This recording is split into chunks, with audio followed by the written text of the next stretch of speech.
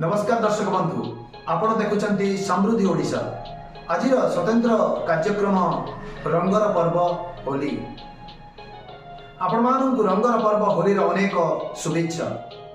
आज समग्र देश आनंद और उल्लास मग्न। गतकाली होलिका दहन माध्यम आमे सत्यर विजय को स्मरण करिछु। पौराणिक कथा अनुसार प्रहलादंक भक्ति और साहस असत्य को पराजित करिथिला। आसंतु देखिबा पूरा खबर। ओडिशार एक पवित्र और रंगीन पर्व होली, जहाकु आम राज्य रे दोल पूर्णिमा बोली अधिक परिचित। रंगर एही पर्व केवल मजा और उल्लासर अवसर नुहे, बरं एहार पछरे रहिछि गभीर धार्मिक आस्था, पुराण कहानी और शताब्दी पुराणा पारंपरिकता। प्रथमे आसंतु जानिबा एही पर्वर पौराणिक कहानी। पुराण अनुसारे प्राचीन काल रे जणे असुर राजा थिले हिरण्यकशिपु। से बहुत शक्तिशाली थिले और देवता माननकु मध्य पराजित करिथिले।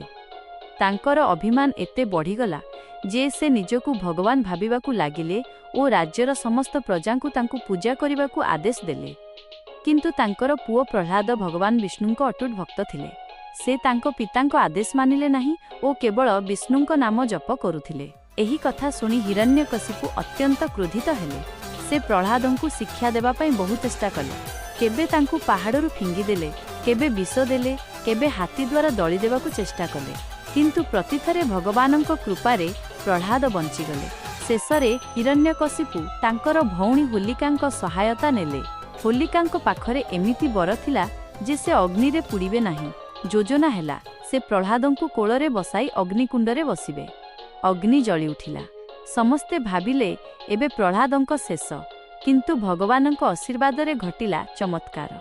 प्रहलाद अक्षत रहिले और होलिका अग्नि रे भस्म हेले। एही कहानी को स्मरण करी होली पूर्व संध्या रे होलिका दहन करा जाए, अग्निकुंड जला जाए, अधर्म और असत्यर नाश पई प्रार्थना करा जाए।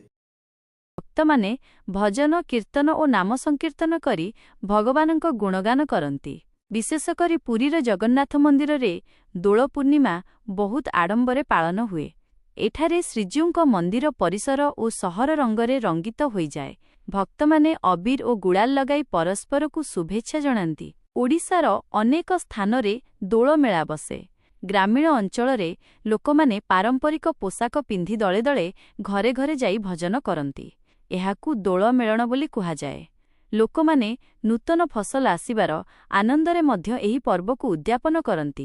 कृषि प्रधान राज्य हेबारु बसंत ऋतुर आगमन और नूतन आशार प्रतीक भावरे मध्य होली को देखा जाए। धार्मिक महत्व सह एही पर्वर सामाजिक महत्व मध्य अपार। होली दिने लोकमाने पुरुणा द्वेष और मनमालिन्य को भूली एकापर को आलिंगन करती। छोट ठारू बड़ समस्ते रंग खेलती। प्रिय दर्शक बंधु, आपण देखुथिले आजिर विशेष कार्यक्रम रंगर पर्व होली। एही पर्व आमको सबुबेले स्मरण कराए जे सत्य सदा विजयी। प्रहलादंक अतुट भक्ति और साहस आम पाई प्रेरणा। आसंतु एही होली रे हमें समस्त मन मुताबक भूली प्रेम, शांति और एकतार संदेश प्रसार करिबा। पुणी थरे एही होलीर हार्दिक अभिनंदन और शुभेच्छा।